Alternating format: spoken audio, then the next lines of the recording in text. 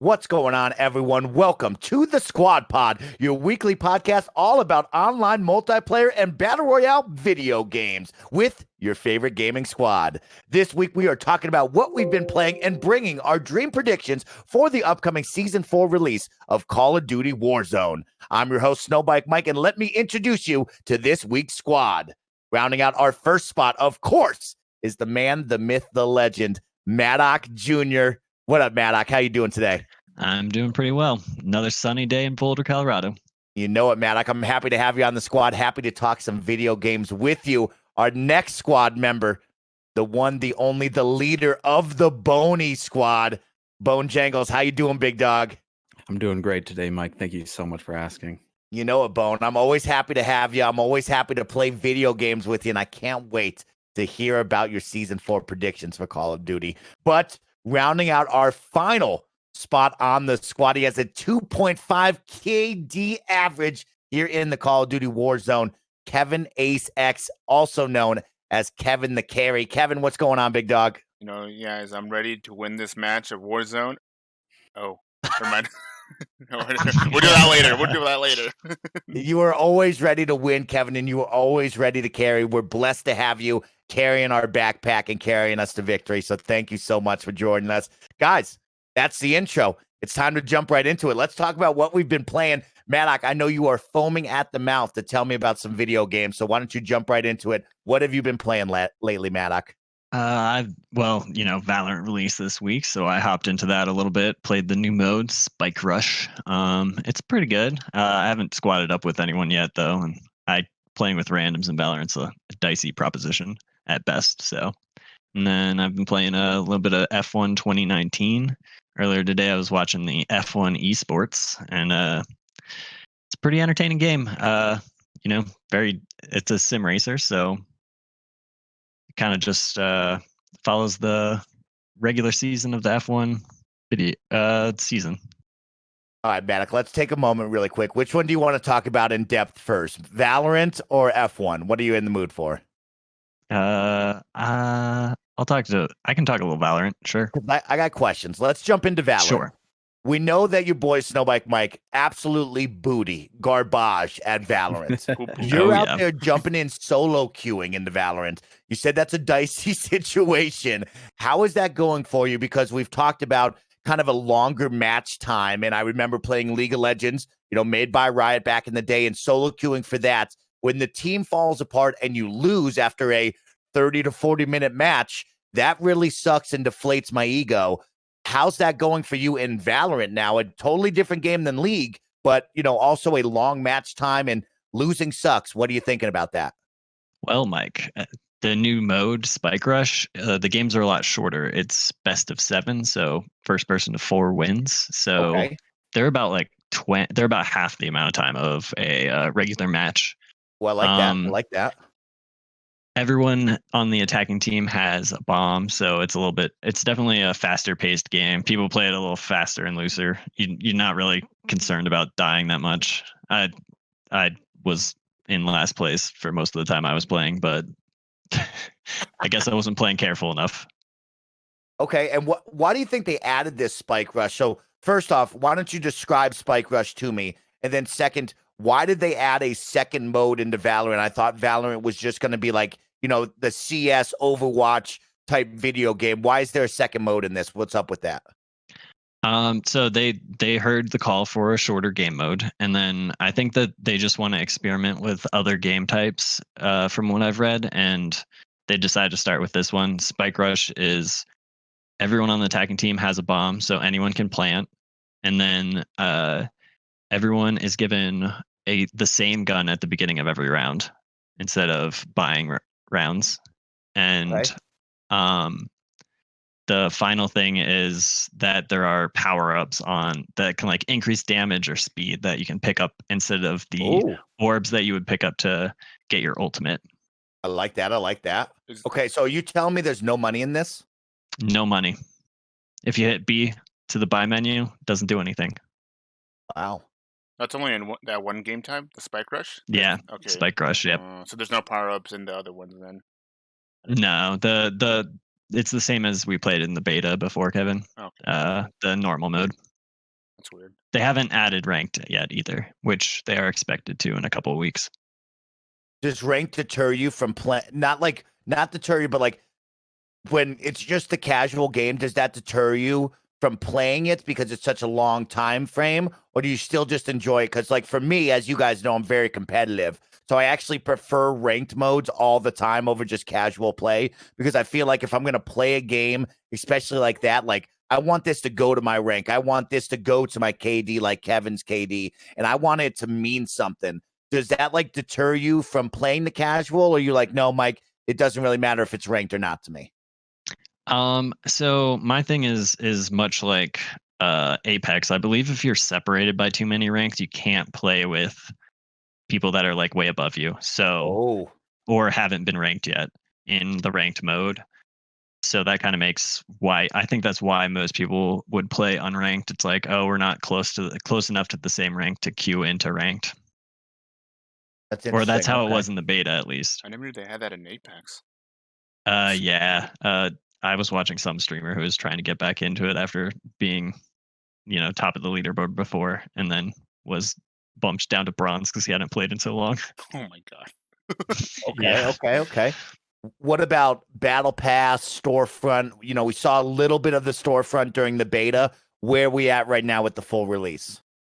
It's, the store is still unbelievably expensive, in my opinion, for just gun skins. The skins are, I think, a lot cooler than the ones that were in the beta, but overall, the battle pass looks pretty cool.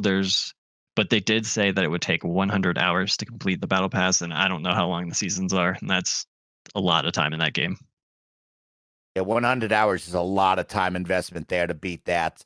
Okay, that's interesting. Is there like battle pass rewards though in that battle pass where you're like, Mike, I got to grind this out? Yeah, even just like in the first 10 levels, like 5 and 10 are gun skins that are pretty cool looking. It seem like might consider buying it since the battle pass is significantly less expensive than buying any of the gun skins in the store. Ooh, that's an interesting one. So that battle pass you have to buy.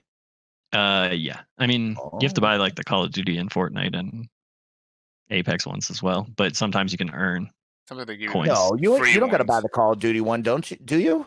Yeah, but you earn Call of Duty points during the battle pass level upgrades. So you can, if you don't buy anything else, you can just pay for your battle pass with the last battle passes. I've been earning points, right, Kevin? Have I just been earning points and I just don't notice that then? That's interesting. So. I thought that was free. Know. Okay. Oh, dang. Yeah. Okay. But technically, you've been buying every battle pass anyway, so you've been probably earning the points back anyways from that. Yeah, you might have a lot then if you haven't been using them. That's interesting. Okay. He bought that Grau skin the other day, so. Shout out to that Grau skin, baby. Okay, so you're liking the storefront though right now. I mean, like you said, we like the looks of it, but it's still super expensive because, yeah, like you said, we all came out of that Valorant beta like, wow, they're charging like $50 for like a load of like, what, 6 skins essentially? Wasn't it outrageous? Wow. Yeah, it's like 50 or 70. I can't remember which, somewhere in there for like 7 skins. Okay. And so they did add an axe instead of a knife, though, and that's pretty cool. Yeah, I've seen some streamers running around with that. It does look cool. I like it a lot. But the axe by itself is like $30. So if you're gonna buy the axe, you might as well buy the whole pack. Oh my god, man! That's way too much money, bro. Yeah, I know, man. It's a little out of control, but I'm sure they have the research to back up that people still buy it. So. Oh, absolutely. And they've added one new character, right, that we didn't see in the beta because they had the full lineup and a new one. So what do you think about her? Have you unlocked her? Have you played with her? I have not unlocked her yet. I've seen a little bit of gameplay with her. It's definitely an aggressive character type that if you're a good player that's getting a lot of kills, it will be advantageous for you to play as her. So not me, essentially. Interesting. Okay. Bone Jangles, got any question about Valorant at all for Manok? Ooh. You played Counter-Strike, haven't you, Maddock? I have not. I downloaded Counter-Strike, but I have not. I was gonna ask you, what do you think? How similar they feel in gameplay wise? I have not played Counter-Strike though. They're pretty similar. Kevin, you've played Counter-Strike? Yeah, I played Counter-Strike before. It feels pretty similar. It feels a bit smoother in Valorant, just because it's more of a better looking game too. Yeah, new game. Yeah. So it does feel the same. I don't remember. You can't aim down sights in Counter-Strike, right? It was only like the sniper rifle. You were able to do that. Yeah, that's correct. So that's like one cool thing about Valorant they had in their gameplay that Counter-Strike didn't have. But even then, when you aim down the sights, you do seem like you miss pretty much the same amount as you hit Yeah. fire. Yeah, True. it's Bone pretty. Jiggles, did you play any of the beta? Yeah, here's the thing. I was just about to say I need to try more Valorant. I probably played about 3 hours of the beta. I was super pumped for it. I waited and waited to get that code to get access to the Oh beta. yeah, we did. Like all weekend. I want to say I've watched like at least 50 hours of gameplay to try and get the code, and then I finally got it from Mike's stream one night. But yeah, I tried a couple hours of it. I thought I was going to be more into it, but I think matches are too slow for me. I much prefer, Warzone, maybe even Overwatch type gameplay, a little faster paced. I think I like it a lot more when I have a full 5 or 4 people. Yeah, I agree with that. I like when we had the full squad and I was laughing and stuff because, like I said at the top of this, right, I'm so bad at this that I know I'm going to die right away, and then I'm stuck watching people, which sucks if I was solo, sucks if I wasn't in the mood, but like when I have Bone Jangles laughing in my ear, Kevin killing a whole team because he's God, or Maddox stabbing somebody with an axe, then I'm interested in watching that, But I hate dying all the time in that kind of game. 100%. Well, Maddox, I also want to know, because we talked about Valorant, now I want to know about F1 racing. Now, I don't know what you're doing with that, because me personally, I'm an arcadey racing type of guy. I'm a Need for Speed guy. I wouldn't call Forza Horizon super arcadey. It is, out of the world, but like I'm more of like Need for Speed. I'm going to bang into this guy's car. I'm going to drive into a wall, but then I'm going to still go 100 miles an hour afterwards. What is this F1 all about? Is this NASCAR? Is it the hot Italian cars where they're super speedsters? What are you doing?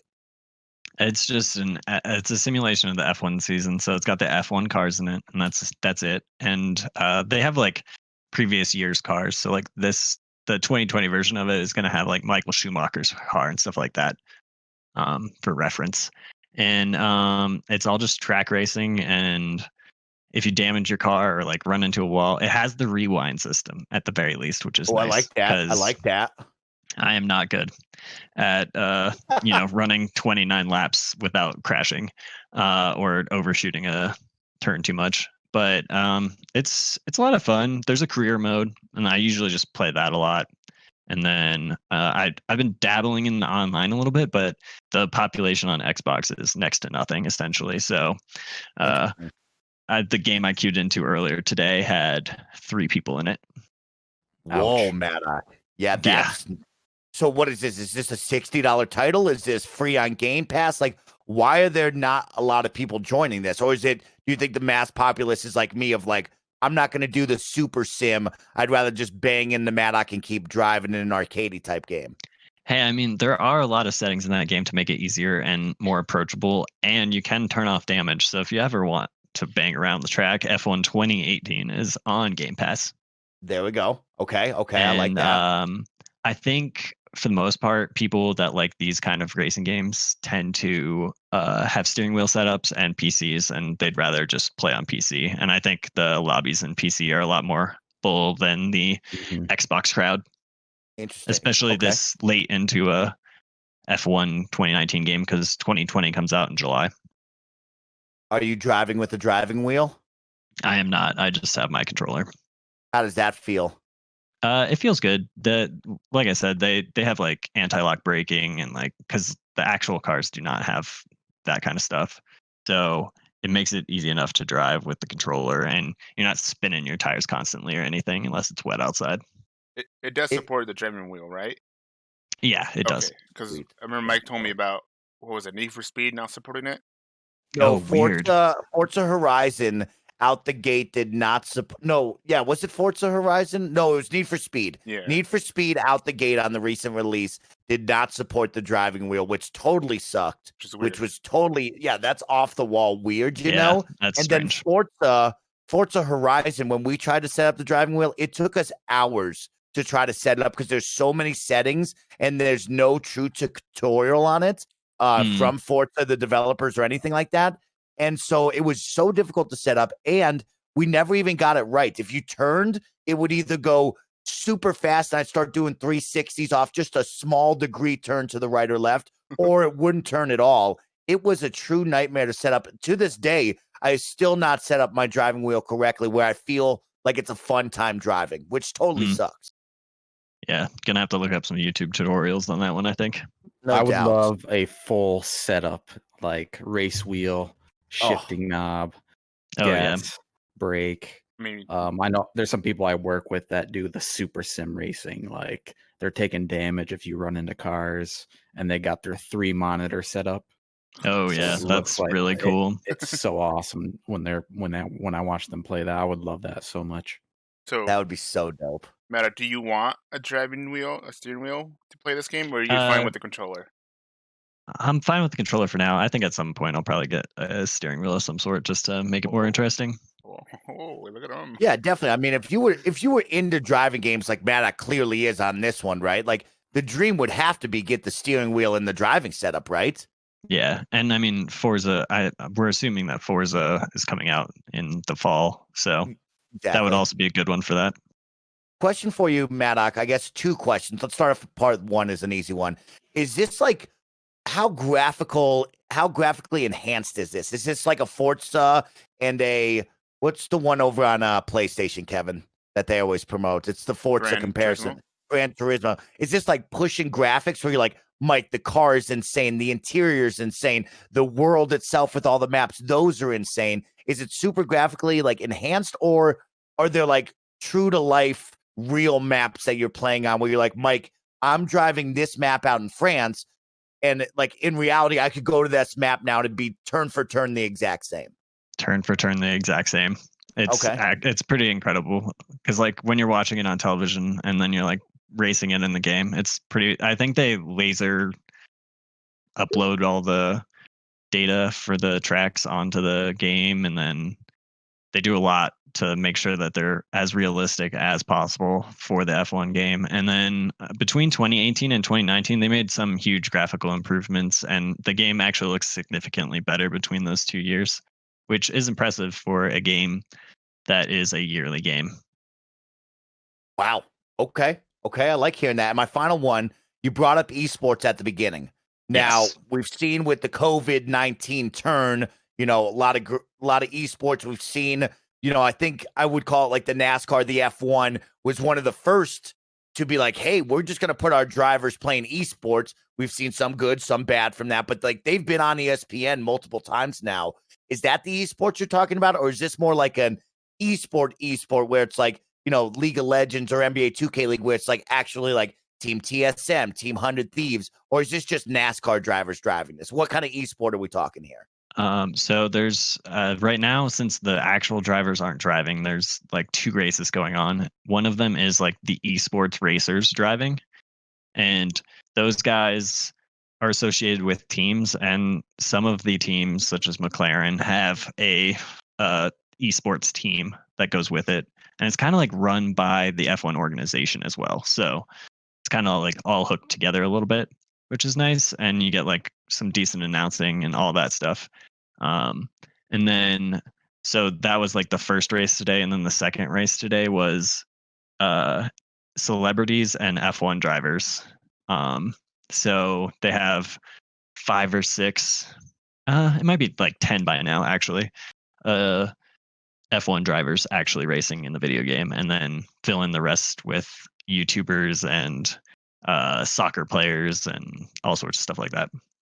That's pretty dope. But yeah, I'll agree with you. The commentary that I've seen from those, esports challenges on there, incredible. And then I've also saw one that I was telling you about on the late night where they had like Travis Pastrana and like, 12 other pros. And it was just them in like their garage, their living room, and they were all laughing, telling fun stories, teasing each other, not taking it too seriously. There was a couple dudes who were taking it seriously, you know what I mean? But at the same time, it was a really fun, like, look behind the curtain of like, hey, Travis Pastrana, kind of an odd example because we all know he is a fun guy, but like, hey, there's Jimmy, whoever. He's a fun guy. He's making jokes. He's laughing with people. I like to see behind the curtain on these drivers. Yeah, it's pretty funny. Like Lando Norris is notorious for his game crashing while he's in a race. I love that. So some F1 and some Valorant for Maddock, 2 pretty cool games that you might have sold me on. I like that. Let's kick it on over to Kevin the Carry. Kevin, what have you been playing lately, big dog? For me, Mike, got a bunch of games I've been playing, dude. Left and right, too many games going on. It's pretty much been Warzone. That's all. A lot of Warzone. A lot of okay, Warzone. I think we all. It's like some Assassin's Creed, but that's about it. Not really going too crazy lately. Okay, I mean, I think we all can contest we've been playing a lot of Warzone. So maybe we'll hold that for just a moment. Why don't you tell us about Assassin's Creed? What Assassin's Creed are you playing, Kevin? What's the deal? I'm on 2. Ever since they released that trailer for Valhalla, I was like, I should go back and try to grab all the achievements for all the Assassin's Creed as much as I can. And man, it's I forgot how long these games were. Let me tell you what. A lot of running around. Not as easy as I thought it was, but it's been pretty fun. I don't know if I'll make it in time to get to all of them before Valhalla. If I don't, I might need to skip a couple and just play Origins and Odyssey since those were the ones I didn't play. But I'm getting there. But I don't know about fun. I don't know about the rest of the squad, but Kevin, you just telling me that you're trying to play all the Assassin's Creeds before this next entry is released overwhelms me because those games are too big, incredibly fun, but no way. If you gave me a list of all the Assassin's Creeds and looked at me and you were like, Mike, we're going to try to beat these before the next release, I would be like, absolutely not. There's no way. Like, there's no way we're going to make this. You know? You'd be like, I guess I have to quit Warzone. I thought I had a chance. And that's not happening. I mean, I thought I had a chance, but we've been getting a lot of wins in Warzones, and that's been taken over.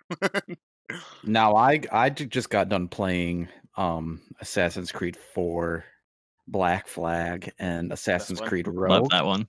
And I even got burned out just playing those 2, and those are probably some of the shorter ones.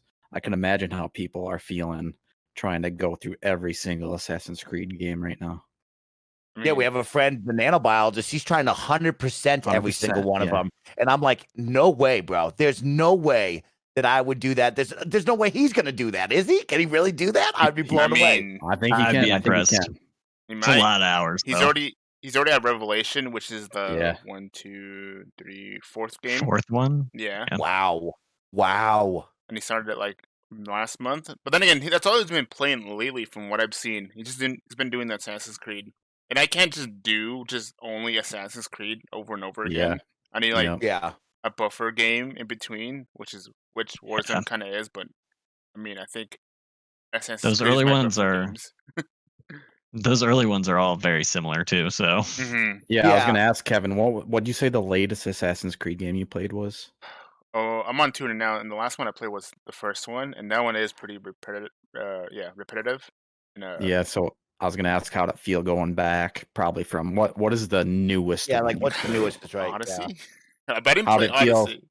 How'd it feel going from Odyssey to Assassin's Creed 1, or if the Syndicate was the last one you played, how'd it feel going from Syndicate to the first one? Man, it feels like I have so much more freedom to run around with Syndicate. Like I'm able to climb pretty much everything. Mm-hmm. And I can't imagine how Odyssey is, because I know that one you can pretty much climb everything too. So, and then going to Assassin's Creed 1, where you gotta find the right spot to grab to make sure you're able to climb a building. It's so frustrating. Yeah, because in Syndicate, didn't they add the parkour down button? Like they kind of changed up the correct parkour mechanics, which made it way more fun because if everything flowed perfectly when they added that, because you could just keep running and running and running without like messing up and falling to your death. Yeah, Dude, I definitely made the mistake. I definitely made the mistake of playing Black Flag and Rogue back to back. got burnt out real quick, even though Rogue is pretty short. But I got burnt out so fast on that gameplay. Oh God, the I games are need so more fun. variety. The games are so fun. They are fun. God, I love them. Yeah, I mean, hearing you guys talk about that brings such a smile to my face and brings back all the memories because that game was so different, the first one when it came out, from all the games I had been playing. And like, I think it holds a special spot in everybody's video game backlog and heart because, man, that game is so much fun, dude. Parkouring, running up and assassinating people. Like, that was a really fun game. That's a really great series right there. I want to take a moment, Bone Jangles. You brought up Rogue. I asked you this before, but like, Rogue was that weird one of like when we were switching console generations, it got like stuck on the Xbox 360 and then eventually came over. But like, what did you think of Rogue? Because I never have even seen Rogue. I think I watched you play for like 10 minutes, you know? Do you care about spoilers? Because I think the main the main thing I'd probably want to talk about is the story of it, and there's probably some spoilers in it. Is that okay? I mean, I'm fine with getting spoiled. You can ask Kevin and Maddock, but like at the same time, are you hinting at that the story is killer or something? Is that what you're getting at with me? It's not killer. It's pretty interesting. Okay. The title of the game kind of gives it away. It's called Assassin's Creed Rogue. So So that kind of gives it away about your main character, what he ends up dealing with. But I think the game's cool enough that you can spoil it if you want. Give it to me, dude. You're shrouded in a mystery, so now I want to know. Hold on. So if anyone's listening, he's about to spoil a Rogue. Yeah, here's 90 seconds. You can turn it off from a game that was way too old anyway. So spoil it for me. Okay, so Assassin's Creed Rogue, it says it in the title. You play an assassin. You start out as an assassin. Whoa, no way. And something happens, and he turns on the assassins, and he ends up becoming a Templar. So you're essentially playing the bad guys. Oh, snap. From okay. Every other game, you're the assassins versus the Templars. But in this one, you turn your back on the assassins and you become a Templar. So it's pretty interesting story how you get there, the different character change that your main character goes through. The only problem with the game that I have is it is a direct clone of Assassin's Creed Black Flag. The animations are the same when you're killing people. They added a couple different types of weapons, like a grenade launcher and stuff. But everything pretty much looks the same. Like in a tropical setting, because were those the two games that came out at the same time, right? One was 360, one was one. Rogue was one was Rogue alongside Unity. Yeah, Unity. For the next gen. Okay, interesting. Okay, but you do sail through a little bit of tropical setting, I think, and then most of it is actually set during Assassin's Creed 3, which is what was it, American Revolution times or whatever. Oh, okay. Yeah. I remember that one with Kenway, right? That was the character Edward Kenway or something like that. Yeah. Somebody will correct me. Yes, Connor. There we go. Oh, Connor. Kenway's he was the son of Hatham Kenway, and then in Black Flag you're playing Edward Kenway. Okay. Gotcha. Okay. But it's pretty good story in Rogue. I probably beat it in like 10 hours, so I mean, that's you can solid. get through it pretty quick.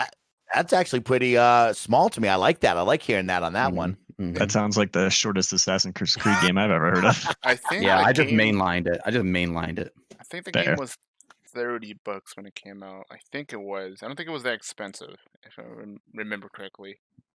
Okay, interesting. Well, it's cool to hear that you guys have some Assassin's Creed, fandom and fun and some good background knowledge. I like that. I can't wait for Valhalla now, but we can talk about that later on. Kevin, really quick, you said you've been playing a lot of Warzone. I know we all been playing a lot of it, and we're going to talk about that in the big topic. But why don't you tell me right now, like, what are your thoughts on Warzone since its release? We've played a lot of it. Are you enjoying it? Is it better than Fortnite, Apex, PUBG, the games that came before it? Since this is something you've been playing a lot of, what are some of your, early impressions to a lot of hours in impressions of this game?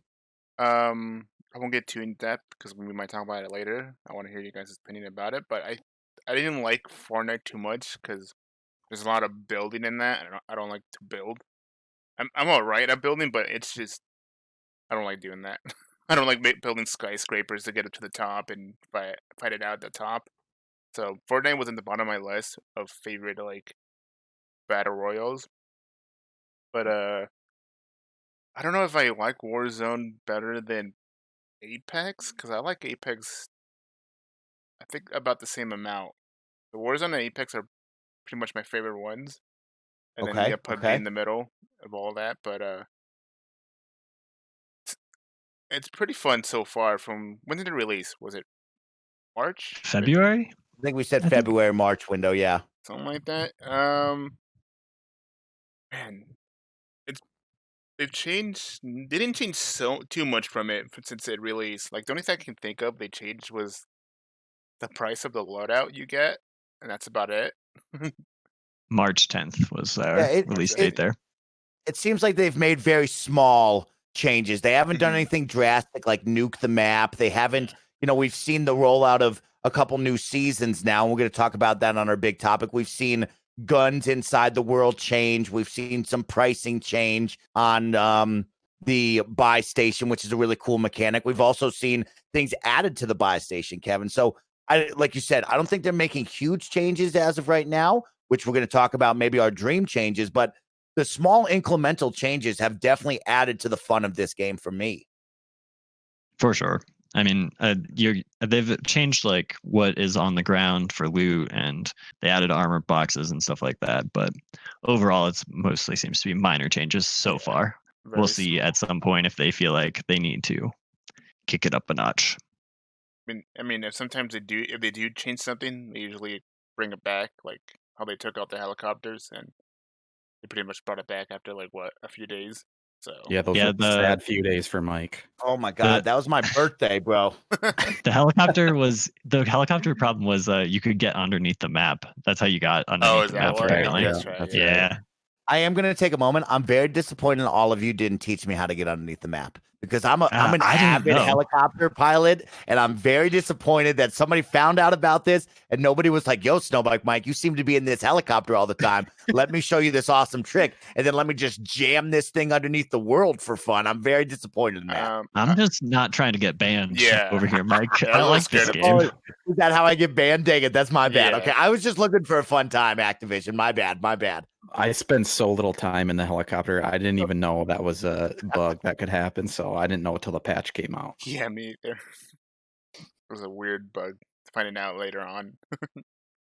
I mean, since we've all been playing it, let's just take a couple moments. We've all been really enjoying it, right? Like, we think that this is a great battle royale, free to play as well, or also included in the whole package of Call of Duty Modern Warfare. We like this. Activision said that they're going to continue on with this one and not just lay it down to die like they did with Blackout mode on the previous Call of Duty. What are we feeling? Is everybody enjoying this so far? I mean, did they let Blackout die? I mean, the new Call of Duty just came out, so... Can we still play Blackout? Yeah. I think so. Dude, there's no way that you're going to look what the population's like. Yeah, there's no way you're going to look us in the eye, Kevin, and tell us, did they leave that out to die? Of course they did. They just brought out a brand new game and a brand new battle royale. That thing is gone, Kevin. That thing is done, bro. Well, yeah, I mean, isn't that what happens with every Call of Duty, though? Yeah, but I think this was their first ever battle royale. Nobody expected them to just kind of, I would say leave it out to die and make a brand new one. I don't think they expected that. I felt it like a beta when I played it. And then when this came out, I felt this was more fleshed out. So that's why I guess they let it die, because they knew this one was a better version of what they had before. Far superior. Yeah. I do think that they would replace it if it wasn't so popular. But I think the popularity of it has led them to realize that they can make money on this game for a long time with the popularity of Fortnite and Apex and Seasons. Yeah. And they said, you know what, Kevin? That's a good way of thinking about it, though, as a beta. Maybe it was a test for them. And then they said, hey, we got a good foundation here. Let's bring this into the, the next stage, which is this. So that's a good way. I didn't think of it as like a beta. I just saw it as like Team 1 had their opportunity. Team 2 was like, oh, guess what? We made the same thing. And Team 1 is now like, poo-poo, you're gone now, unfortunately. Because they said they were going to use they're going to use Warzone in the next one, too. And like whatever theme of it, the next one's going to be also Cold War. So it's going to be theme after the Cold War. So that's why I guess they kind of let it I want to say to die, but they figured out what was wrong and what was right about it, and they put it in this one for sure. And that's what's going to be carried on for the next, 10 maybe Call of Duties. But yeah. I'm absolutely loving it, man. I love how big the map is. I love the server size. I like the fast pace, Call of Duty shooting mechanic and time to kill. I love the contracts. I mean, we're going to have a podcast probably next week just dedicated to Warzone. So I'll try not to go too long because I really just want to talk about it with my favorite squad members here because we just all love Warzone. I know that for a fact. And man, oh man, you guys start getting me talking about this. That's all I want to talk about right now. So I'll try 100%. to hold. I'll try to hold for a second. Hold. Bone Jangles, what have you been playing lately? Why don't you tell us what you've been up to? I've been playing a few different things. You know, right now we're kind of in a quiet time for newer video games, so everything I've been playing is pretty much jump in, jump out.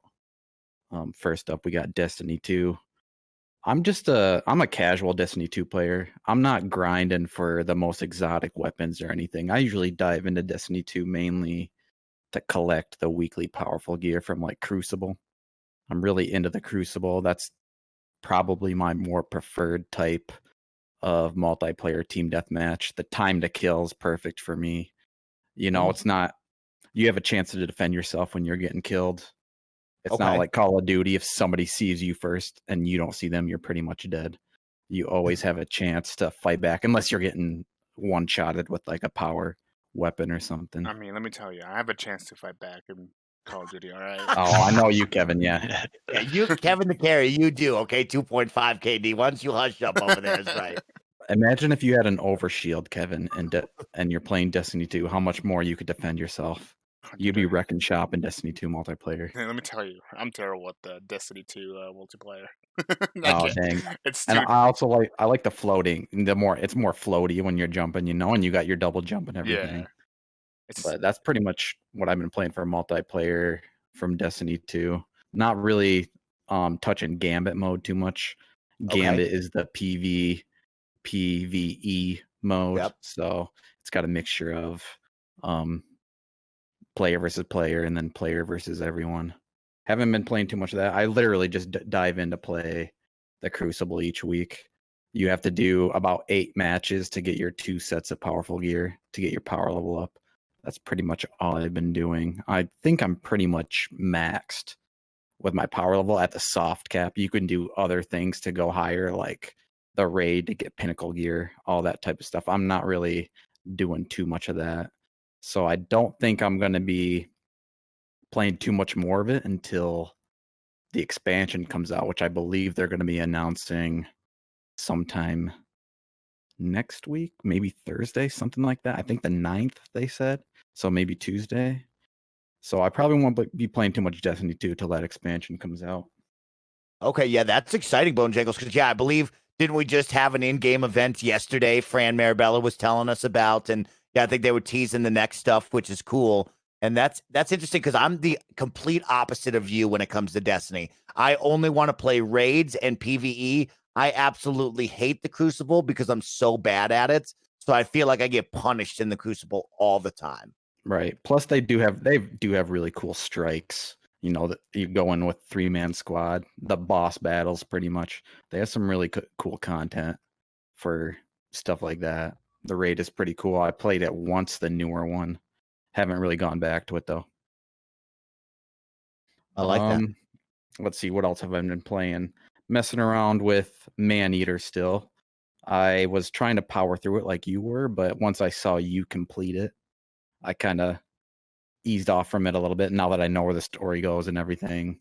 So I've just been doing like an area here and there. Yeah, spoiled Mike. Yeah, that's my bad. How dare that's you? My bad. That's my bad on that one. I'll take credit for that and also take blame for that. What do you think of that? Heartfelt ending. You know what? It's funny you bring that up, Bone Jangles, because for me, and I'll talk about that because that's my game I've been playing. I like just going zone by zone and just taking it easy, right? Like playing for an hour, clearing out a zone, then maybe pick it up the next day, do another zone, maybe wait a week, pick up a zone. Like, I don't think you need to be on it every single waking moment or every hour and power through it. Like, you can just play a zone, leave, come back, whatever you want.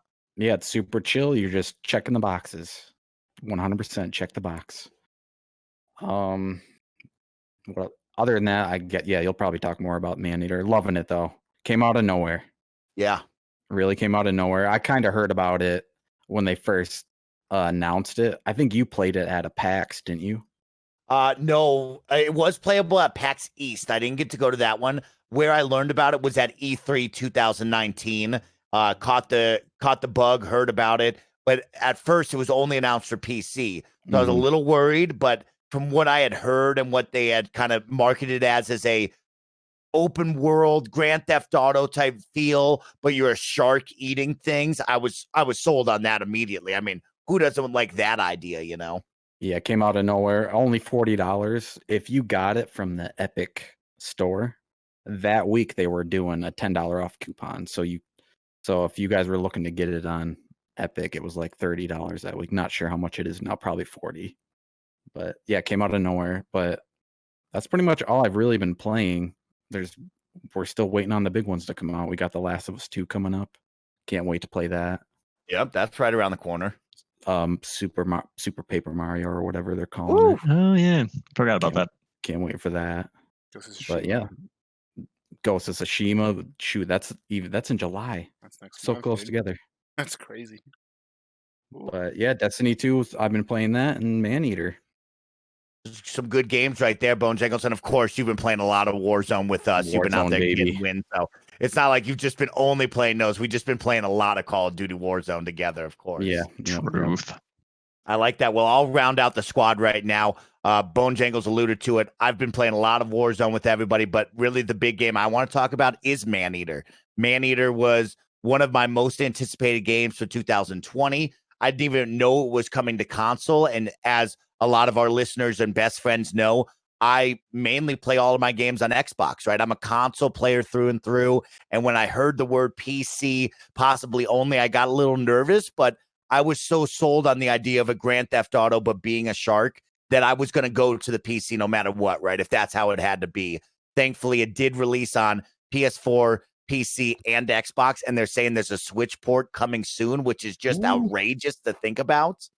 But I was sold on this game. So it was one of my most anticipated games for this year, 2020. And when it released, I was all in. As a lot of you know, I was Twitch streaming it. I played it every single night, and I fell in love with it. I think we'll start off with the story just to give a brief synopsis if you don't know. I think that's really fun and a cool way of it being told, right? It feels like it's a National Geographic, Discovery Channel, Animal Planet type documentary. You have Chris Parnell, who all of you know from different voice acting gigs, from Archer to Rick and Morty, which all of you love that guy's voice. He's funny, he's clear, he's clean, and it's a really good time to add him into that. And they have wild and crazy characters down in the bayou that go to different areas. And the main goal is simple. This bad guy wants to kill this shark that you are playing as. And your goal is you want to go kill that bad guy because he killed your mother. And you have to grow from a baby shark to a giant megalodon. And it is an absolute blast. It's nothing groundbreaking, different, change the video game world, but it is easy, consumable fun in large time frames, small time frames, and you're just going from different, sizable open worlds that are drastically different with their visuals and settings to different areas as you grow and evolve. And there's side quests to do. There's, marine animals to eat, from sharks, fish, whales, alligators, and things in between. And then, of course, there's humans. And I loved that gameplay loop is what it's called. Just the gameplay loop was fun to me. And I guess at the end of it all, right, I had a great 13-hour experience. It was the first ever game that I actively wanted 100%. And that's big for me, right? I normally play a lot of games, but I'm not achievement hunting. I'm not looking for trophies. I'm not looking to get 100% and complete it all. For me, it was like, man, I like this game so much. I want to go do all of those weird side stuff, the fetch quests, the go find the collectibles. I wanted all of that. And for me to walk away from that experience 13 hours in, happy as can be, wanting to play more of it. If it had a new game plus, I'd probably go back to it. If it has DLC, I'm all in for it. Bone Jangles talked about it. The $40 price tag is absolutely a great price tag to jump in. If you can catch it on sale from $20 to $30, I think you should buy this by all means. It's a great single player game. Yeah, you can always tell when you like a game because you'll just blaze through it, like Borderlands 3 and Maneater. Snow White Mike will be Twitch streaming that shit constantly. You know it is right, man. Like when something clicks for me or it's something that I was really anticipating, I'm going to give my all into it. And I mean, we're going to quickly find out if I like it or not, right? I think there's been some games where I've live streamed it where it's like I'll play a night and I'll be like, that was something. But then there's other nights where it's like, if I'm coming back, I think the true testament is me being more of that quote unquote full-time live streamer, right? Where it's like every single night I'm live streaming. If I'm playing a game multiple nights in a week, or if we're going back to it multiple times, that means it's really connected with me. And I don't think there's many games that you could look on my live streams and be like, man, Mike goes back to this a lot. And that game took over for a full week and a half until I beat it, of like, Mike is playing this and I want to play this and I like this game and I want to spread the hype about it. So Maneater definitely stole my heart. That one, I guarantee when we make our top 10 lists for the end of the year, I will have that up towards the top. That will definitely be the top. And people might fight me on that one, which is totally understandable. But how I've always stood on Game of the Year is what game resonated with you the most? What game did you enjoy the most? And every single list should be different, right? Maddox will be much different than mine. Bone Jangles will be different. 100%. But all in all, mine will be really different. Mine's going to be really different. Exactly. If people are giving it praise, then that's a cool thing. And I love it. I think it's a really great time. So I'm blown away that I loved Maneater that much, but I had an inkling that I would because I'm into sharks. I love Grand Theft Auto. The idea of putting those two together, come on, easy. What's your preferred shark, Mike? For me, the preferred shark is the bioelectric shark. I think there's different. Thank you, Bone Tangles, for bringing that up. The evolutions that you can add on to this shark are not only cosmetic, which is super cool, which we're going to talk about in a moment, but they also add in different gameplay elements and different attributes. So on the cosmetic side, yes, there are 3, technically 4 with the pre-order, different options you can choose from Bone, Bioelectric, and Shadow. And I think the coolest part that might go unnoticed is every single time you upgrade one piece of your body and upgrade that certain bone characteristic, the body actually changes. So it goes from like a little bit of bone to a big plate of bone to your whole body is covered in bone. And I really love the, like, you can see it every time you evolve it. And I think for me on the live stream, I maybe did that a disservice because like I was 100%ing it, right? So I had so many points that I would just smash the upgrade button and you wouldn't see those subtle changes, but we caught on to it at the end. So for me, I loved the look of the bioelectric. I like the luminosity of it. I don't know if I used that word right. Who knows? You know what I mean? But I love the color on it. Bonte, were you going to correct me? Tell me. No, I was going to say it looks really cool when you teleport.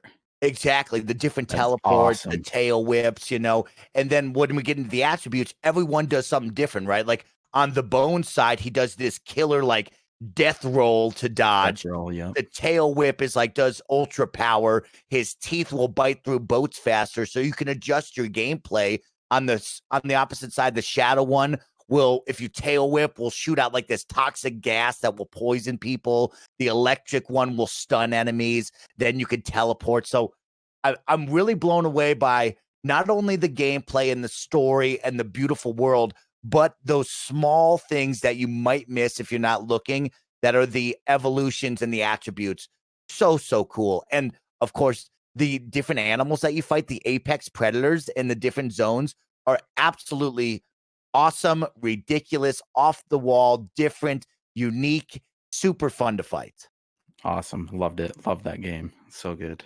No doubt. So that's what I've been playing. I could go on for hours about that, but I do want to get into the big topic because guess what?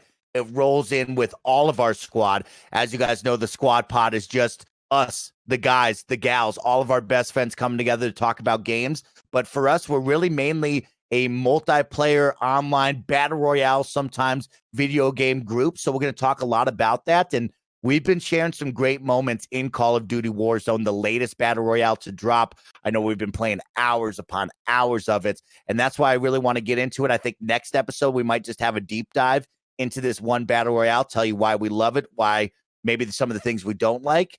But what our one big topic for episode 1 will be is season 4 is approaching right now. It got pushed back a week due to Black Lives Matter, which is the right thing for Activision to come out here and be part of this global movement. It's the right thing to stand up for what's right, help change the globe, help change humanity. and do the right thing. And so now we have a little bit of time to talk amongst ourselves for our first episode and say, hey, Maddock, hey, Boney, hey, Kevin, what do you want to see?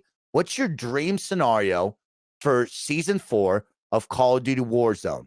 It doesn't have to be battle pass. It doesn't have to be gameplay. It doesn't have to be whatever. It can be anything you want.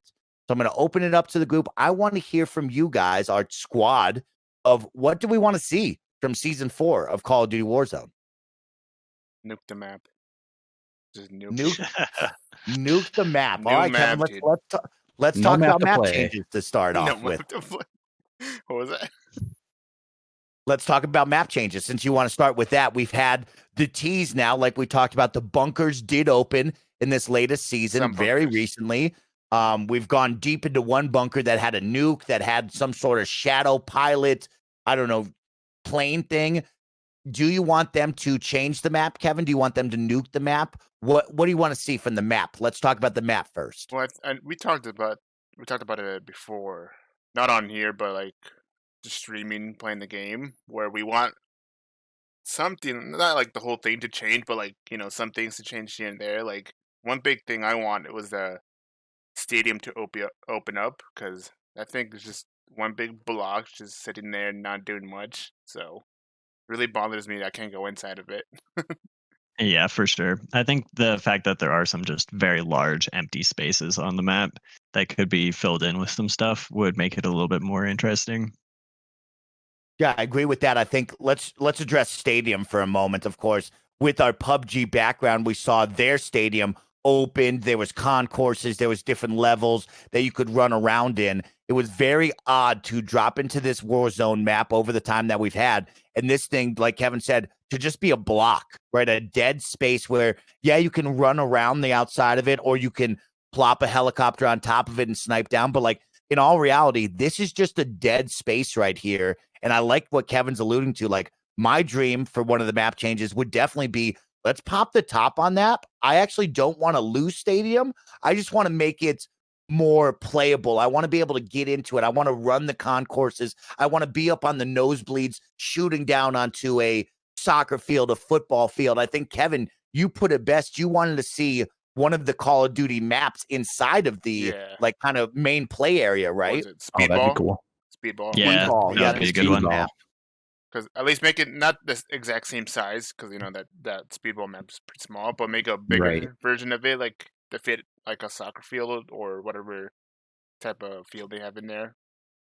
So at least have it that big, and then have the seats and the bleachers up there too. You can go into concession stands, you know, grab some popcorn, some hot dogs. You know what I'm saying? That would be so cool. I think they definitely got to address stadium, right, Matt? Do you agree on stadium? Yeah, Boney, you agree on stadium? Yeah, it's definitely just a big solid mass that's just sitting there waiting to be touched. It's so weird. I was thinking about it just right now.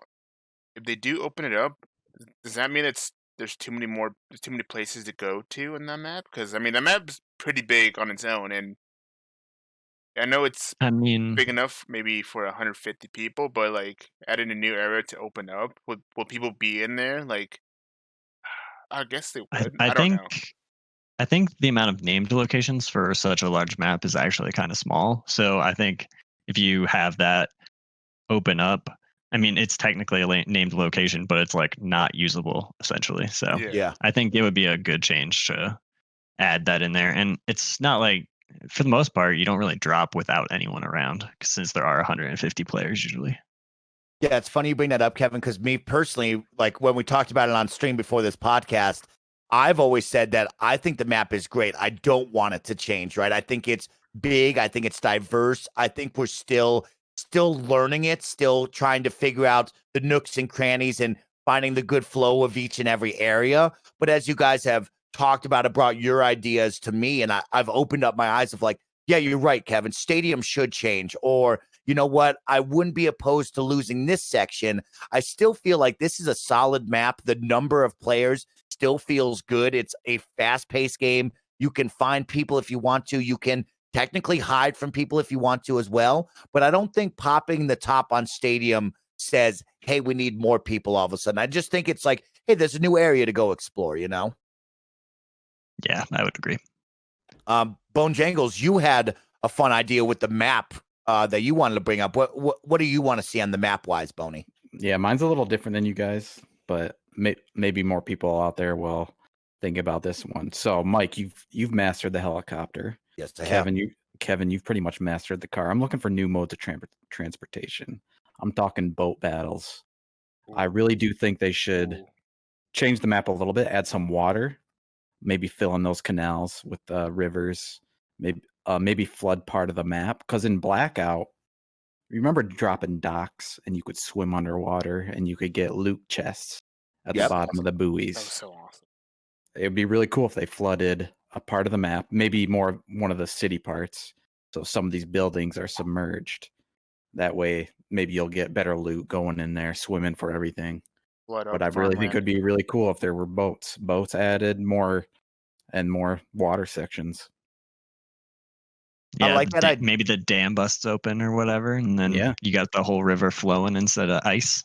Yeah, there you go. Maddock. That's a good one because as we look at that map, right, you look at dam has the frozen lake on top. It has kind of a frozen river going down, and then it hits some point where the water just stops, and it just becomes a wide open traversal, just no coverage, no nothing. We've been calling it like the LA River for fun, is what I've been calling it. But like, I don't know, right, Boney? I'm torn on that idea because I like the idea of the water, but I also, there's two sides to this coin, right? One, I like how fast it is to get across the river, right? Like we're not swimming, we're not ducking and diving, like you just go across, right? Yeah. But on the flip side, it is also like if we're in there, we're just easy pickings. And on the flip side, if we're like above and we're looking down on it, if Maddock Jr. is running by it, guess what I'm telling the squad? We're taking shots at him, right? So it's like there's two ways I feel about this. Like I don't want it to be flooded because it's fast, it's easy to get through, and also at the same time you can pick people off. But on the other side, it's like, man, is Captain Bone Jangles going to emerge as our admiral on the boat, and he's just going to start whipping the boat around? Is this one river not enough? I don't know how I feel quite yet because now you're also adding a gameplay mechanic on top of the map change. How drastic do they really want to go for this next season? Because that would be what I would call drastic, right? Yeah, Topping the top on Stadium, I don't think it's like uber drastic. Making all of a sudden Bone Jangles is holding his breath underwater for 20 seconds hiding from me. That might be drastic, you know? Yeah, that's true. That's true. True. I guess I didn't really think about it that way. It will be interesting. I mean, that is a big piece of the map, though, Boney, like you said, right? Like, there's a giant river that goes down this that has absolutely nothing to do at all with the world. It's just there. And so what can they do to elevate that? Maybe blowing up dam and letting some water in might be cool. You know what would be another cool idea, Maddock and Bone Jangles? Is actually instead of thinking dam, keep dam how it is, keep the little frozen lake and pond up above and down below. Open up the canal down by port at the bottom towards prison and let the water flow upward all the way up till where you hit that kind of dam frozen area and just let that bottom part of the river that's just wide open, let that fill up with water maybe. Okay, yeah. That would be interesting. You know what I mean? Because then you don't lose dam. You add just a little bit of water and it's maybe just a different effect on that. Maybe that's better. Sure. That makes sense. Because PUBG had boats, didn't it? PUBG has boats. Yes. And God, it's been so long since I played PUBG. When you brought up Blackout, it brought a smile to my face because I thought of, remember in Blackout mode when they finally added the one boat map from Call of Duty Blackouts? Yep. And like you would either drop there and there was boats there, or like you would take a boat over to it and like it was mayhem to get on that little tiny boat. That was a fun time for sure. Yeah, do you think they should do something maybe like that for Warzone?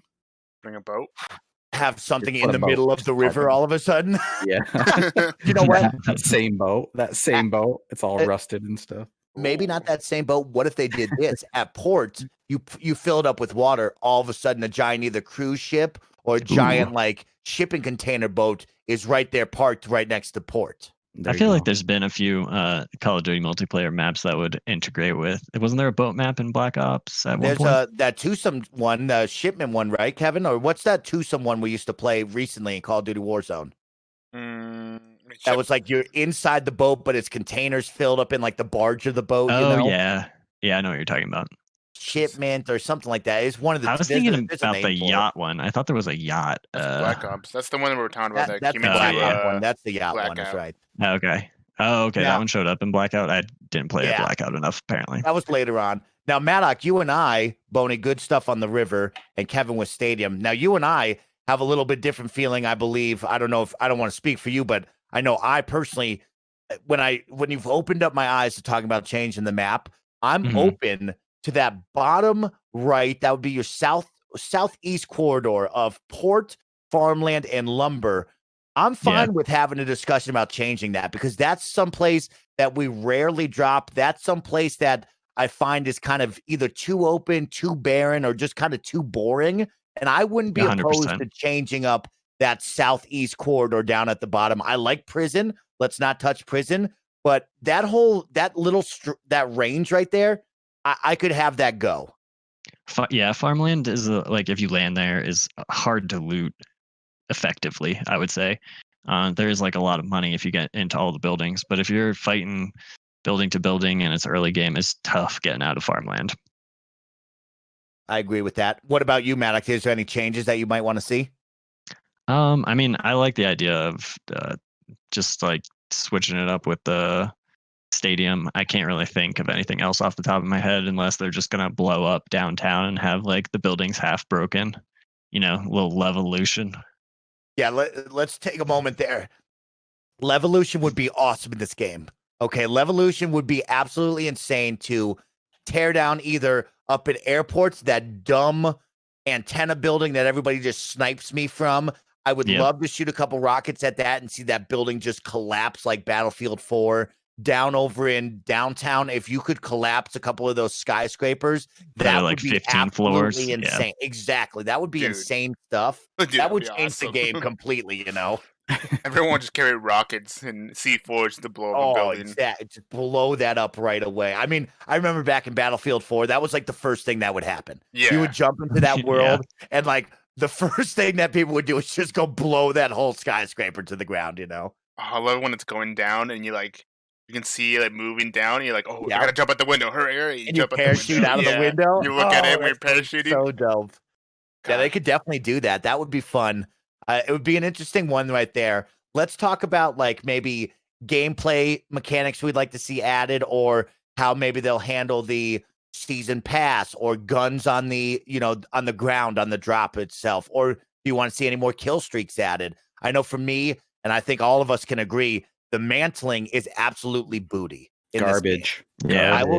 I will tell you that the gameplay world, like I said, I'm 50-50. I could see changes. I could not see changes. I think what they have is a very, I don't know what you would call that. It has a lot of incline, a lot of climbing moments in this game where you need to get up the side of a hill, which is awesome. The verticality. But the issue is the mantling and the climbing and the jumping is so bad that you feel if you're at the bottom of a mountain and you have to get up top and somebody's either above you or it's like I have to get up this now scenario, that you're almost like, it's over. I can't get up and over this.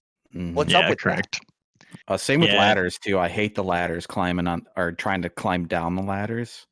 You almost fall to the ground. Yep. Yeah. They need to do something about that. They need to get like more of a Apex style climbing, or they need to make it so that it's just easier to mantle the cliffs, because we've survived or died multiple times because of the cliffs, essentially, and not being able to fight a team properly because you can't get to them. Yeah, I guess one way to fix that is to give you ladders you could place, like kind of like Death Stranding. That's interesting. I like that idea. That, so you can climb up. Or Animal Crossing. I mean, come on. Nobody plays that game anymore. They won't play that game. Might be still play that game. Which one, Kevin? Animal Crossing. No, I'm not playing. See, nobody plays it anymore. Don't change. Yeah, something like that. Like give us ladders like that we could carry around or something like that. I don't know. Oh, that's a weird idea. Okay, Kevin, that's interesting. Yeah. I don't think they give us like the wall climbing like an Apex, because that's like they're like kind of like superheroes in a way, because they could just climb any wall pretty easily. So these guys are geared up and pretty heavy, so I don't think they can climb up a wall that easily. That's a good thought. It also then brings like the disadvantage to having high ground if anybody can just mantle anything around you, you know? Yeah. It just feels like there needs to be a better balance of it because I'm not able to mantle and jump even the smallest or easiest things that I need to. And it just feels like that's not right. That it just doesn't feel right. No, definitely not.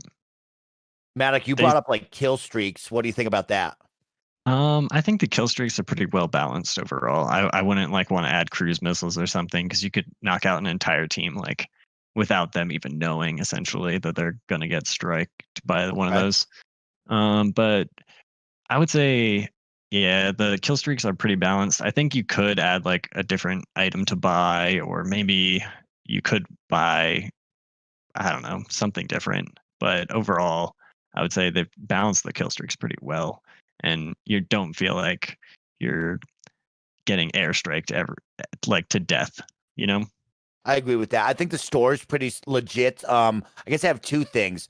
One, what's up with the shield turret? We need to take a moment really quick. Like, can you even buy the shield turret in the store? I never look for it. And then B, like, why is that here? I never see anybody running around with the shield turret besides Kevin, who's done it like 5 times. So Kevin, don't come at me like, oh, I use that, Mike. Like, a little time, Mike. Come on. Exactly. I think everybody can agree. Like, what's up with the shield turret? What is that for? What's the point? Can you buy that? I think if you're gonna have the shield turret in the game, it needs to not show up on the map. So like maybe you go upstairs and there's a man defending it, but like if you know it's there, you're never gonna go upstairs.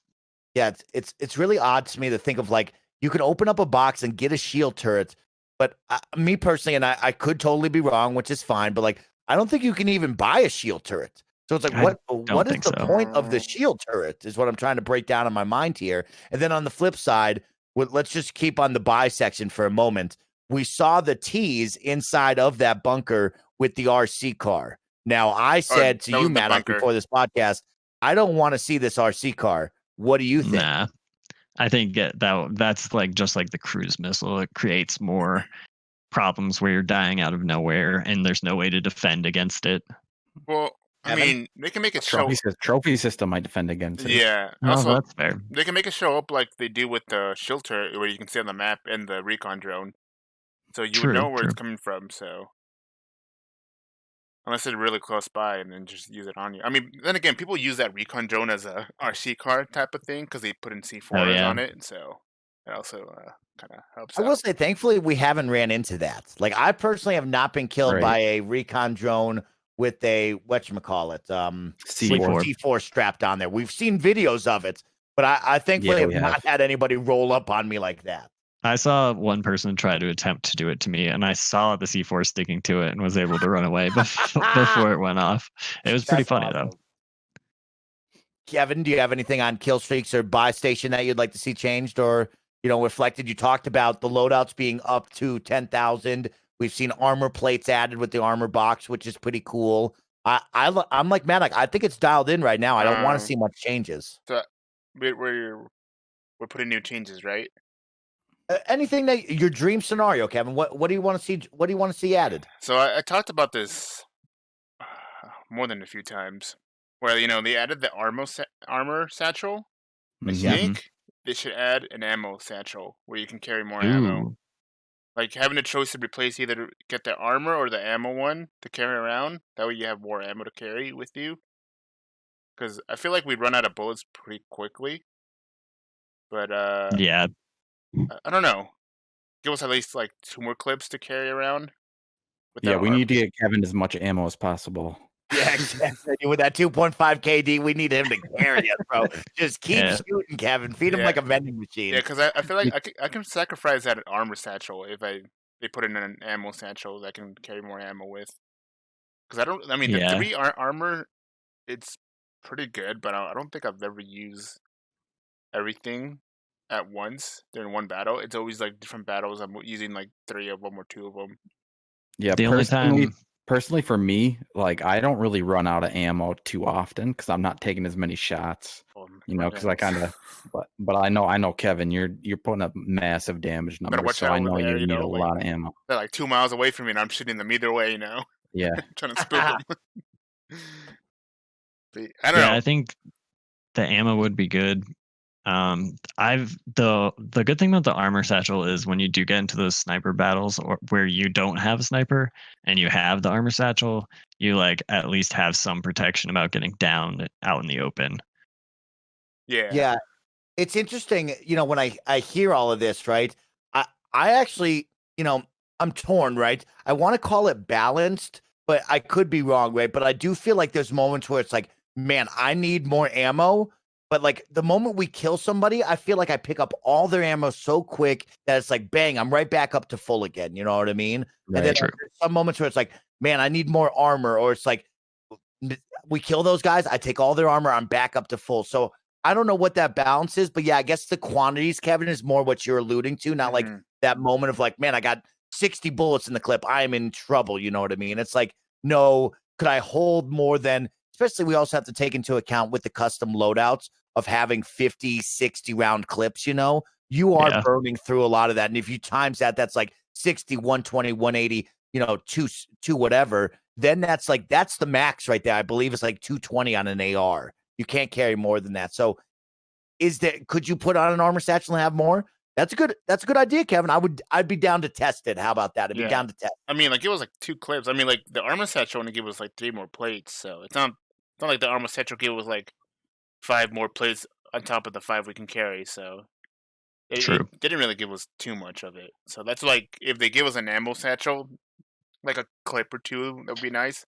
Probably 2 would be good as a minimum for every ammo that you're carrying. 2 clips each. If you have 0 armor and then you use an armor box, do you get full 8? Yeah. Yes. Yep. If you have the satchel, That's awesome. I don't know if I wonder if you drop an ammo box, you fill up every ammo that you're carrying, or is it just the 2 guns you have? I believe it's I don't know, Kevin. We'd have to do a good research on that one. Because I know it gives you the grenades, you know what I mean? It gives you the tactical and the whatever you want to call that other one. So I usually base it off of that. I feel like it does, but I think you're actually right, Kevin, because it's not giving you 6 rockets if you don't have a rocket launcher. Correct. That's what I was going to point out. It's almost like the ammo stock, like the stockpiles, but like you alluded to, that only gives you like a clip, right, Kevin? Mm-hmm. But I don't think it does, because I can definitely say I don't all of a sudden look down and have 8 rocket launcher bullets in there. You know what I mean? 100%. Yeah, I guess. I don't know. I feel like because otherwise we could all pick up a munitions box, and if one person had rockets, then you could just drop rockets for them for like the next 15 minutes. Give me all the rockets, dude. I'm just destroying people with a Joker now. Well, let's end this week with this simple one. Give me your excitement level and how ready you are for season 4 to drop in Call of Duty. Kevin, the carry, 2.5 KD, Kevin Asex. Why don't you tell us what's your excitement level right now? We should have talked about at least what the season pass would have.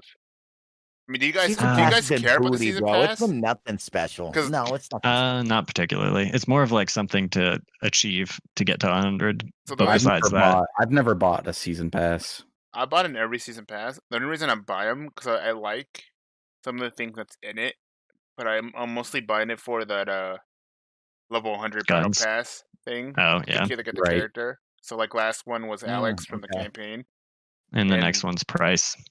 Is it Price? Is that what they said? Yeah. Okay. Yeah, he's in like the trailer that they put out before they pushed it back. Oh, there's a trailer for it. Oh shoot, I didn't even see that. But yeah, and then the one before that was Ghost with the hooded Ghost. I like that. The hooded Ghost. Yeah, thing's awesome. So that's the only reason I've been excited for the battle pass and to buy them. But I'm pretty excited if it's Price. I want to play as Price now. Yeah, 100%. It's pretty cool. I like that. All right, Kevin's pumped up and he wants to see a good battle pass. Let's jump over to the leader of the Bone Squad, Boney Jangles. Bone Jangles, how we feeling? What's our excitement level? Honestly, I think my excitement level is probably, I might be the least excited. I never get amped up about new seasons. I really don't know what's different, all that stuff. I'm probably about at a 7, honestly. Okay. I want to go back to some changes real quick. The game I like. I love supporting Kevin. I want to feed as much information in that game to Kevin as I can. I would love it if they would change When we tag something, how there's different colors. If they could add symbols to those, I forgot about just for that. Kevin, because I do have a couple people also that I play with on PlayStation that are colorblind, and they have that same issue. Yeah, like they wish there were symbols when you're tagging something instead of colors. because we can change the Good setting, idea. but then again, we're seeing different colors when we change the setting for the colorblind. Yep. Right. We're Right. not gonna see like blue. What is it? Blue, purple, yellow, and green. Why do they Green. choose so close colors? What the hell? Yeah. Why come they Yeah, can I do don't red, blue? I don't know, black and yellow or something like that. Something way different. Yeah, it'd be awesome if I could be like, hey, there's a guy on triangle, or there's a guy on X, there's a guy on circle.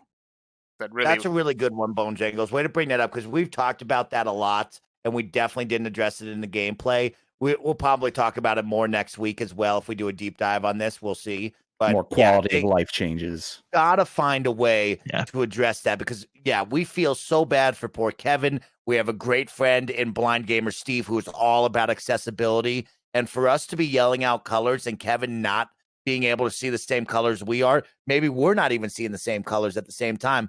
The issue is like, that's unacceptable, because poor Kevin has no idea what's happening. And so, if you could put a symbol system, would be so much better. Or keep the same look, just put the symbol in the middle of that little pin that you have. You know what I mean? Sometimes there's a star, and then the rest of them are like upside down or V looking things or something. Arrows, Good job, Bone Jangles. That's good stuff right there. But I'm about at a 7 for excitement. I love the game. I love playing it. It's so much fun.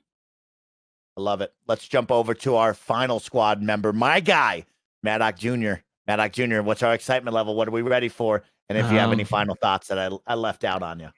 I would say my excitement level is probably like an 8 or 9. I'm just, when we're playing all these games now and our levels are, the 155 is at max and the battle pass is at max, it's just kind of disappointing that you're not getting that feedback loop of leveling up. And I'll be interested to see what the new guns are and if they make a significant impact in the gameplay of Warzone, because I feel like the SKS didn't really change things up that much, and the other LMG as well.